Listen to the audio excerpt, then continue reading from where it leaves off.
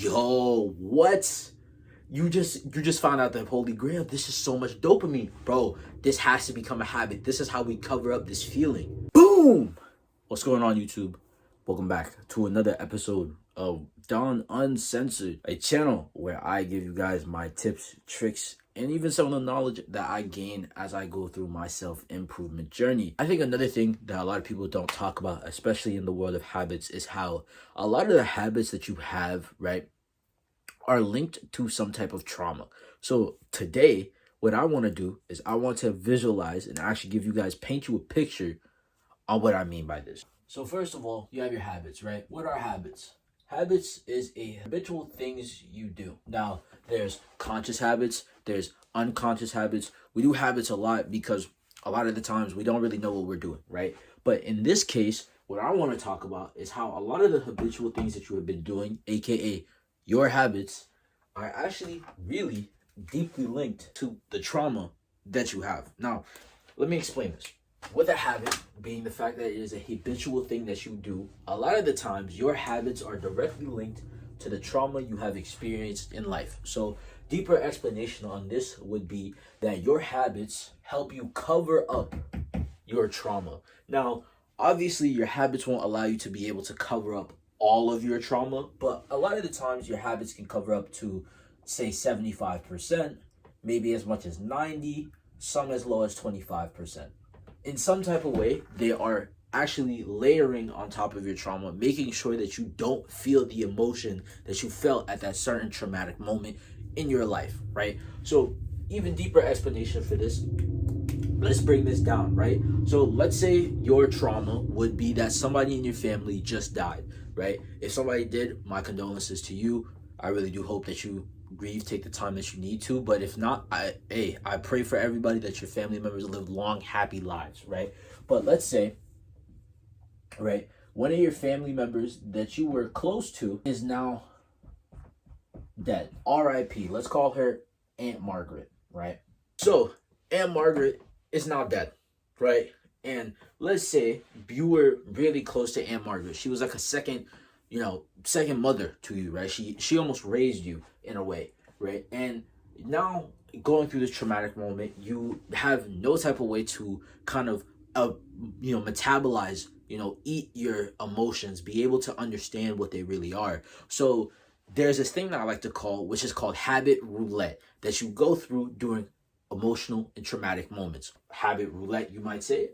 Great question, viewer. So let me explain this real quick. The way I see it is that habit roulette is your brain firing off multiple reactions to try to see which one it sticks, right? I'll compare this even better. It's like planting a garden, right? You're not going to plant one of just a tomato, a corn, a wheat. You're not going to do that. What you're going to do is you're going to take those three and you're going to plant multiple, because you know some might fail and some will actually sprout. The same type of way is the same way your brain will start to make habits and try to form one. So when you go through this trauma, right, Aunt Margaret just died, what your brain is going to do is now it's going to start spinning the roulette wheel. It's now going to start spinning the roulette wheel, right? So now trauma, Aunt Margaret dies, the roulette wheel in your brain now starts spinning, right? So let's say your brain's going to start firing off multiple things to try and figure out what is the best way for me to achieve dopamine, right? Everybody talks about it, but dopamine is quite literally the backbone of why we do what we do. We chase dopamine every single day as human beings, as creatures. Without it, we have no will to live. With this roulette wheel, what your brain is trying to do is it's trying to find some type of response that releases the most dopamine and makes you forget about the trauma, right? So let's say in this roulette wheel, your brain starts spinning, right? And it fires off, like, let's say 5 habits, right? I'm going to visualize this as a planter box, right? Because like I said, your brain is almost like a garden, right? It's a plant. This is the planter box. And from this, your brain is going to start wanting to plant multiple seeds, right?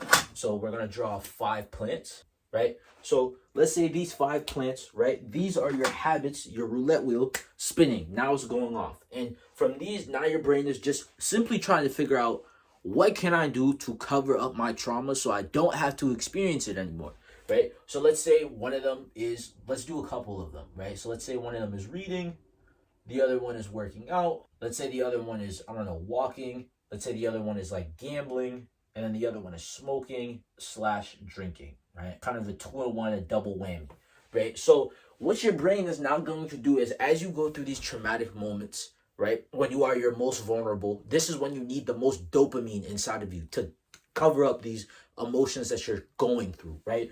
So now let's say you have all 5 of these. What your brain is going to start doing is it's going to start categorizing each category, every single habit that you do, by the dopamine release it gives you, and whatever gives you the most is the one that is going to plant, right? So let's say you go through this, right? You like reading, but it doesn't give you the most dopamine release, so your brain is not going to plant that seed, right? Okay, boom. Now one of your plants is out. Let's say you gamble just a little bit, sports betting, prize picks, things like that. You don't really like it either. All right, cool. Now another one is out, right? Let's say you go for a walk. That doesn't really even give you that much of a dopamine release, right? Okay, cool. Now another one of your plants is, but let's say you really like smoking and drinking, right?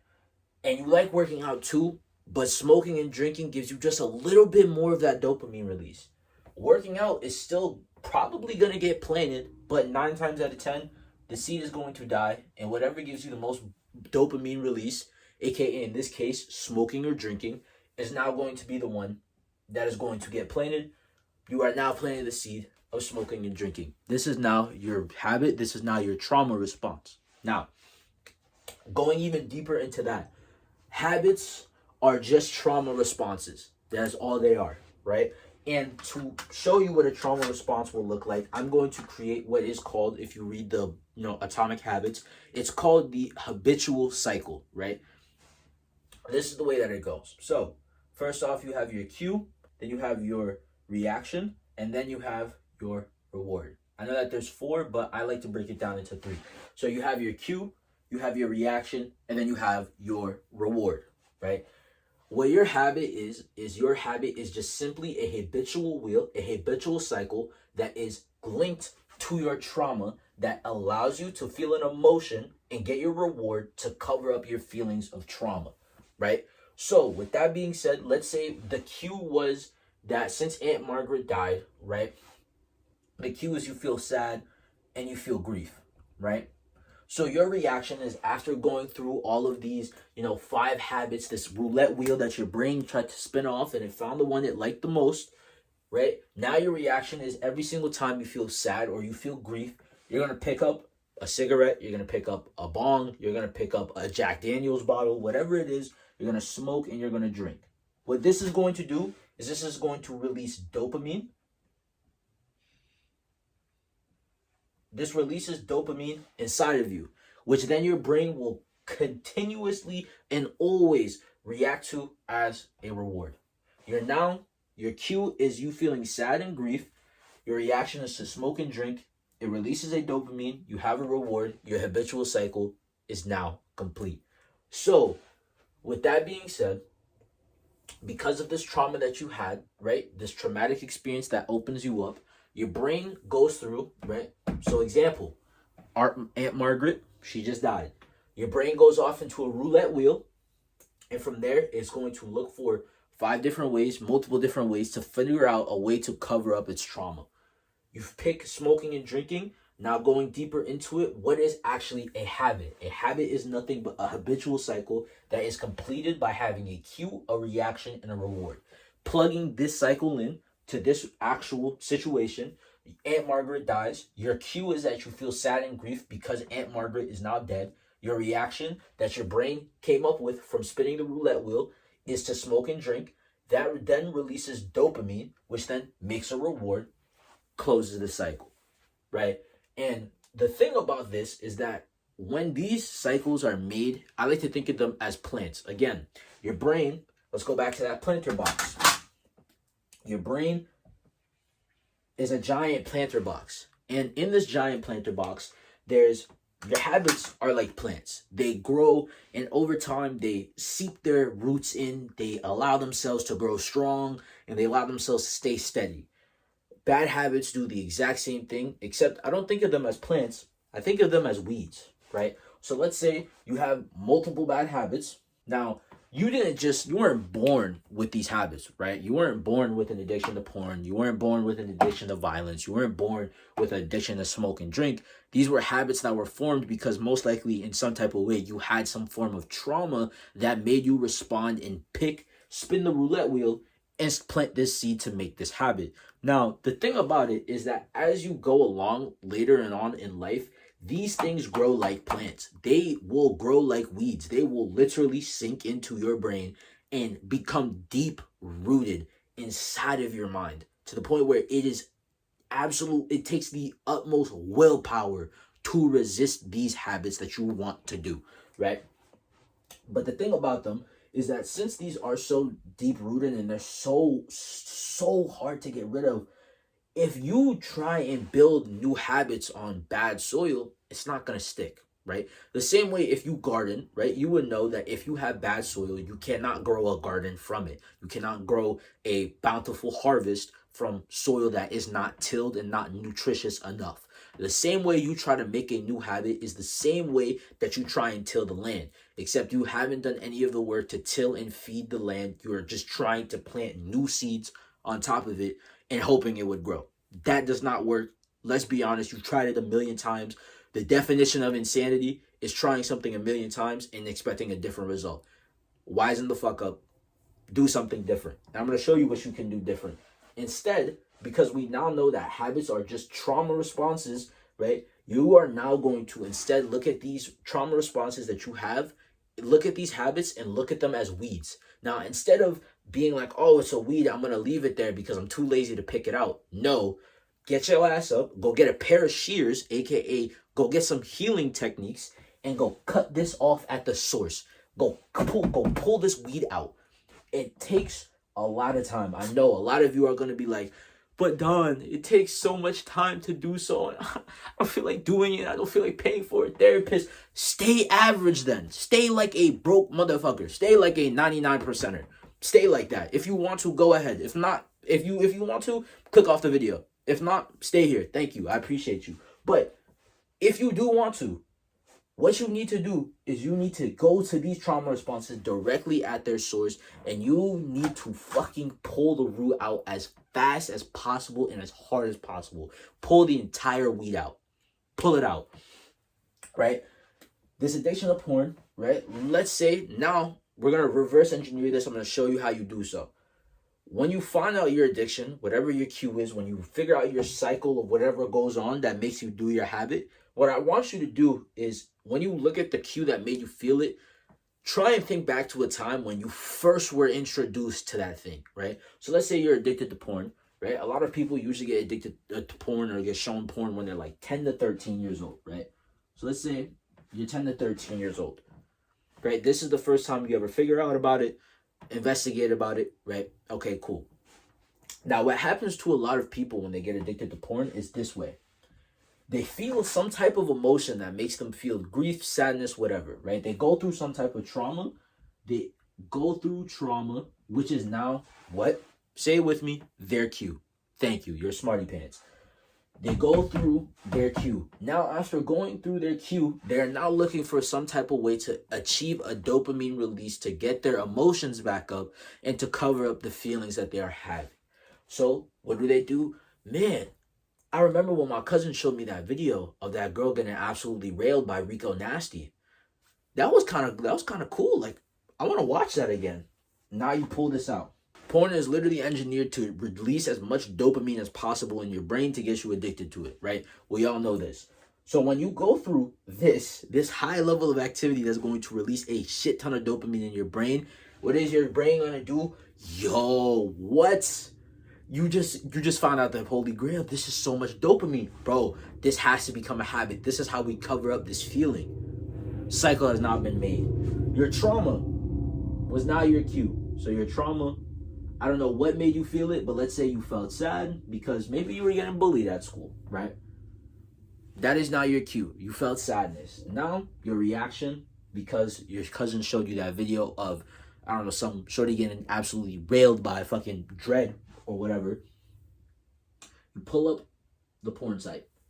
Now, with this, you get the dopamine release. You get horny. You feel like, Okay, like I need to do something. I can feel something building, right? Most people learn about at this time, right? They experiment, they figure it out. They go through that release, they're like, whoa, this shit is crazy. Every time I feel like I'm going to feel sad, I'm just gonna do this. Now, your habit cycle is now complete. You get your dopamine, aka your reward. And now you are stuck in the cycle of using porn as a way to cover up trauma, and this becomes a habit that is linked again back to your trauma. The way that you are going to do this is you are going to, like I said, find it at the source. You figure out your cue, which was you feeling sad. And instead of going through that emotion, right, going through that habitual cycle, right, what I want you to do is I kind of want you to just track yourself on how you feel. If you want to allow yourself to go through the habit just to be able to do this, go ahead. But what I want you to do is as you start going through the habit of you doing this, I want you to be very conscious about what's going on why you're doing it. Because once you do that, your habit now becomes conscious. It now comes to light. You are now looking at it face to face. You are now looking your trauma in its ugly ass face to face. You are looking at it. And what you can do is you can punch that shit right in its face. Because you can literally just stop right there.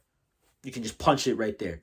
And you'll knock it down, but it will get back up. Because it is very strong. It's very deep rooted. It's been planted for a while, bud. It's been there for a really long time. Now, you can keep doing this over and over and over and over. And eventually you will get over it. Because actually getting in the reps of doing a habit will actually make the habit stick. So every single time if you feel like you're going to watch porn, you go do something else. Okay, now you have a new habit every single time you feel like that way, right? Now that stacks on. Now you can also take this to multiple other things. If you feel some type of way about smoking or drinking, right? And let's say it comes from, I don't know, social anxiety, go to a therapist. Talk to them about it. Ask them about what they think about it.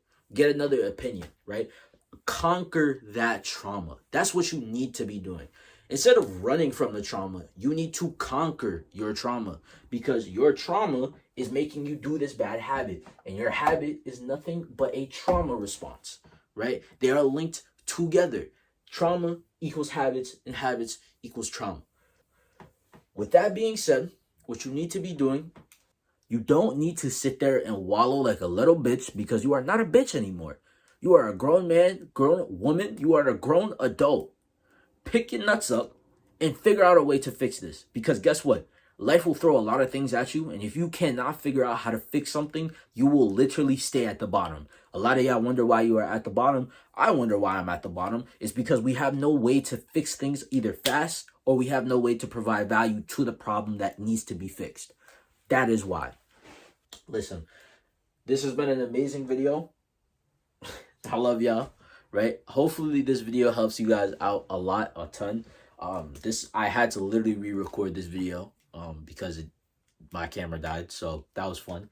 But at the end of the day, the only person who can do anything with this knowledge that I give you is you. So I want you to directly look me in my eyes and I want you to tell me something. I just want you to promise me one thing. You will take action on every single one of these weeds and plants that you do have inside of your mind.